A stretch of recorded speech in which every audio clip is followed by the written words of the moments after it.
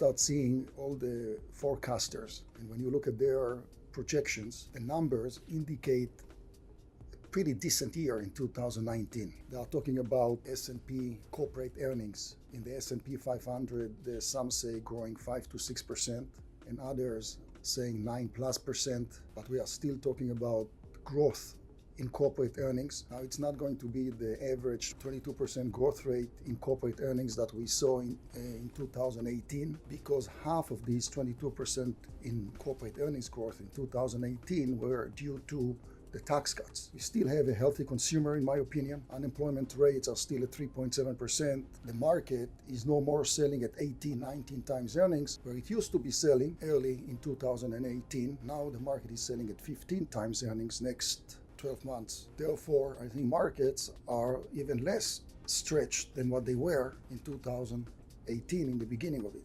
Markets are not overextended. That's another good sign for us going into 2019. We got 4 Fed increases, like we said right now, in 2018. I think the dot plot projection for 2019, which used to be at 3 increases in Fed fund rates, is no more. Now they are talking about maybe 1 to 2 interest rate increases. So if that is the case, we got 1% in 2018. We got another 1% prior to that, so we are at 2%. And if we get 1 or 2 more interest rate increases, I think we're going to end up at about 2.25% to 2.5%, which is not too bad. It's still pretty accommodative for the US economy. Very interestingly, in 2018, we had a bear market in PE multiples because PEs contracted from about 19 to 15. However, we had a bull market in corporate earnings. So this is an extremely unique case with an extreme dichotomy between a bear market in PEs as opposed to growth in corporate earnings. Now, expectations for 10-year yields in 2019 by most forecasters ranges from 2.8, 2.9 to 3.25% on the 10-year. GDP expectations by most forecasters range between 2.5% to 3.25%. Most of them fall within the 2.5% GDP growth rate, so the economy is growing. For the S&P target, a lot of analysts believe, based on what I just now mentioned, that we're going to end up, hopefully, in 2019 on the S&P 500 from about 2,750 points to 3,100. Now, if we get 3,100, that means it's a 19% increase. If we get the low end, it's about 6 to 7% increase from where we are. And there are some things that are not changing. As far as technology, we are still in a multi-year expansion with at least 3 super cycles that are in front of us. That is the 5G cycle, the Internet of Things. That is the display technologies cycle, what we call virtual reality and augmented reality. And that is also the artificial intelligence cycle with autonomous driving, that by itself, many analysts believe that by 2050 will be a $4 trillion market size. What I wanted to talk to you guys also is about some predictions about what people believe to be maybe the 10 best holdings in 2019. And that is not my opinion, but the opinion of other analysts on the street. And Barron's took a look at these companies and put a list of what they think and they believe to be the 10 best companies in 2019 based on their risk-reward parameters. I'm going to mention a few that we hold in our accounts. They spoke about Google. In their view, Google being down 20%, still on target to do $47 a share next year, still growing north of 20%, still has unbelievable assets inside their ecosystem, YouTube, Android, cloud-based businesses, and more importantly, Waymo.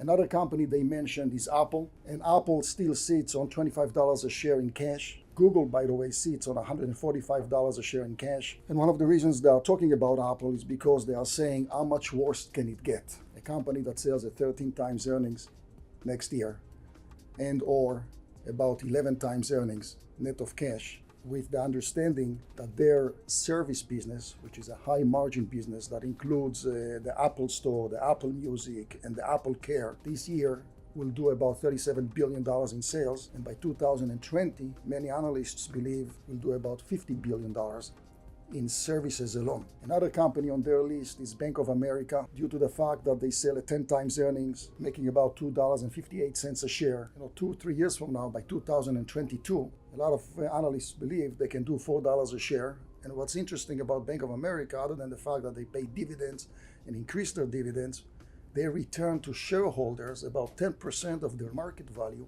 on a yearly basis. So between the dividends they pay and the buyback of shares that they do, they return about 10% of the entire market value of that company to shareholders. Another company that I wanted to mention is Blackrock, due to the fact that this is the largest asset money management company on the street with $1.7 trillion in passive investments.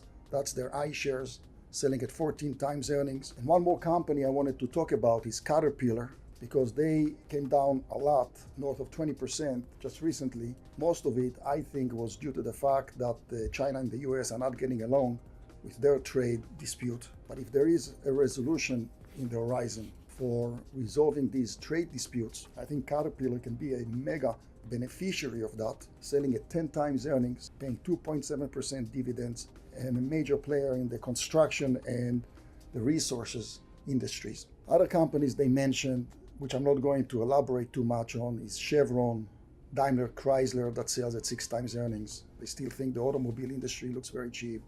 Delta Airlines, Energy Transfer, and Toll Brothers, the luxury home builder. We spoke last week about how the yield curve had actually inverted, and that continues to happen between the 3-year and the 5-year, although the spread was 2 basis points, now it's down to 1. The spread on the 2-year to the 10-year as of December 7th was 13 basis points. That's actually increased a little bit. And as of December 14th, that was at 16 basis points. So it looks like a little bit of a improvement there. We do got to keep in mind that the average inversion to recession still averages 18 to 24 months. So it's not a panic button, but definitely something we want to be aware of.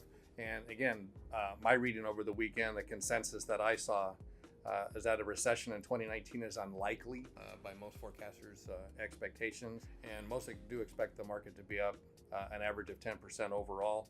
And an interesting note that I found was that historically in the 3rd year of each presidential cycle, only one time in the last 80 years has the Dow Jones been negative in that 3rd year, which next year will be the 3rd year of the presidential cycle. So out of the last 20 opportunities, only one time the Dow Jones performed negatively in the 3rd year of that presidential cycle. So 2019 is looking good. Hello and thank you to all of our viewers. I'm Amit Stavinsky, the Managing Director of Tamar Securities and its affiliates, 911 Financial Services and Firefighters United. As always, thank you for taking the time to watch our videos. If you like the content, please become a YouTube subscriber by clicking on our channel. You can always check us by looking at our website at tamarsecurities.com. You can also call us directly to our main offices in Woodland Hills at 818-914-7461.